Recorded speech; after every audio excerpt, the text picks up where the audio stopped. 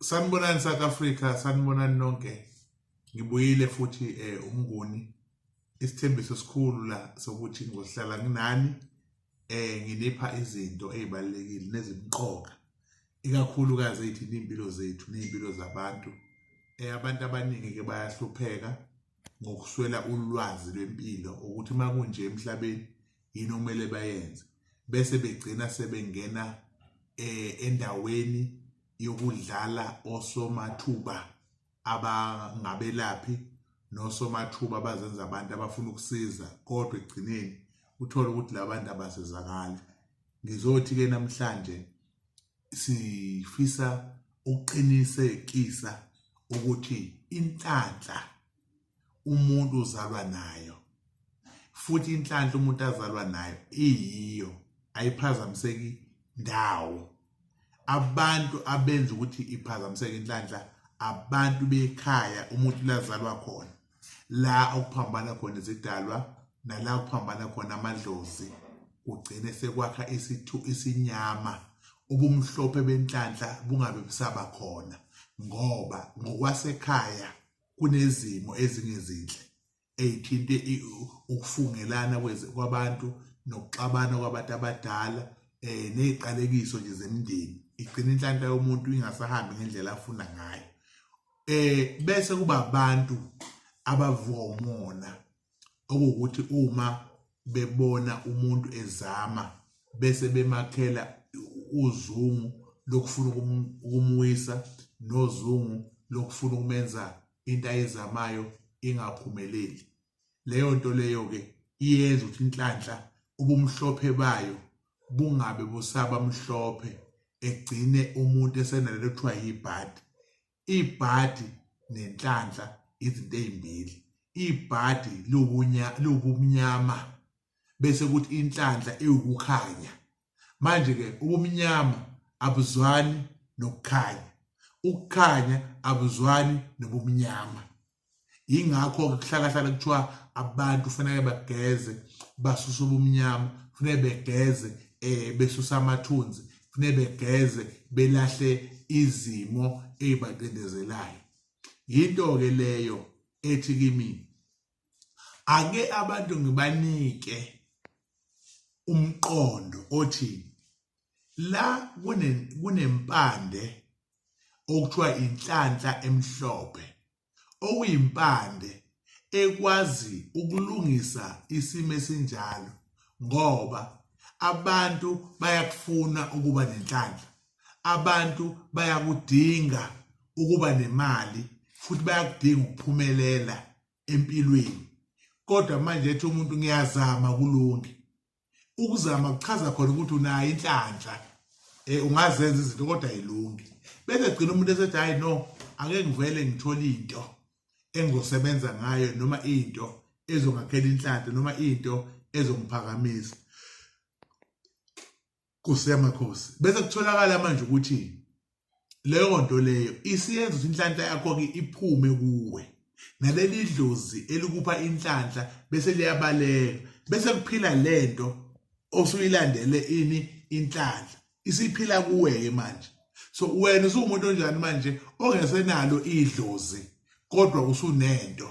So ukuba nento kuyaphazamisa ngoba izingane oyizalayo nezingane zakho zigcina sezibanjwe umoya walento hayi owedlozi. Ziqale engalungelwa yilutho, ziqale singaphumeleli, ziqale ngabikho ukukhanya, ziqale ukuthi into zazo zishona phansi. Isizathu azinalo idlozi. Right, bengisachaza ke njengoba ngichaza ukuthi izingane zakho zigcina seziba nalento oyilandile.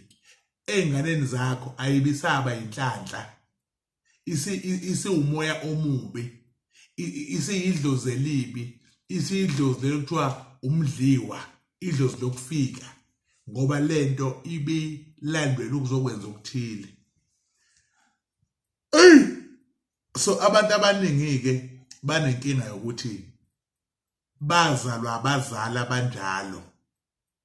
Umzali ufika wabazali abantwana babona ihamba kahle izinto phakathi kwekhaya bakhula nabekhaya ku right imali ikhona zonke izinto zenziwa umzali mayesahambile izinto zabo ziyabheda usebethi hayi mhlawumbe wayethwele hayi mhlawumbe wayinani asilungelwa ilutho umsamo wethu mubi bese kutholakala ukuthi no akona umsamo omubi awukho hayi ukuthi mubi awukho idlozi lalandwa lento yazoma njengedlozi la ikhama kushisa impepho kubizwa yona kukhulunywa nayo lento yokuphakamisa ini umsebenzi nokwakha ibhizinisi nokulanda imfuyo nokulanda amatekisi nokulanda yonke into la ekhaya uma sekhamba umnikazi wayo abantu beqale ke behlupheke ke beshawe izinto kubhede yonke into kungakhanyi yinto kodwa uma umuntu elungisa inhlanhla yakhe nanga umuntu engifuna ukuthi namhlanje angilalele ukuthi wena kuthi inhlanhla yakho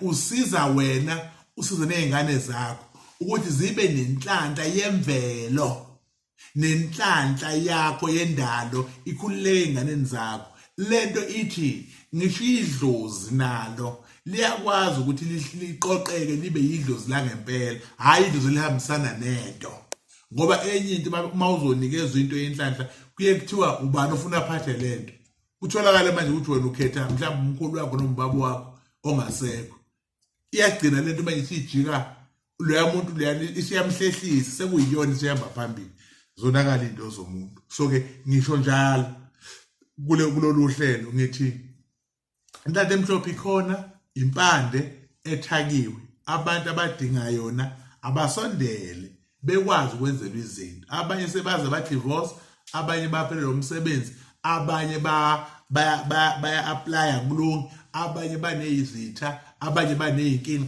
abanye banamathunzi abanye banezonke izinto akulungi lutho inhlanhla ejikisiwe ayiseyona inhlanhla emhlophe isihamba nesinyama so konke lokho uyakwazi ukuthi mawufike lapha kithi uzothola uncedo futhi uthole usizo zikwazi ukuthi izinto zakho zibuyele esimeni ngokwindlela ofuna ngayo nangokwindlela othanda ngayo uNkulunkulu anibusise nonke enibuka le video ningakhohlwa ukuthi Okhosini FM ngisuke ngikhona ngo-10:20 ngomsombuluko ebusuku kanti inkosazana yethu usisithenjiwe ngoMonday sikhona ngo9 to 10 abantu abasubscribe bekwazi ukuthi bayilandele izinto ngokwindlela efanelekile Friday kusekuyimina ngqo nani siqedela ama topic uNkulunkulu anibusise anilondoloze nisalalele le video amen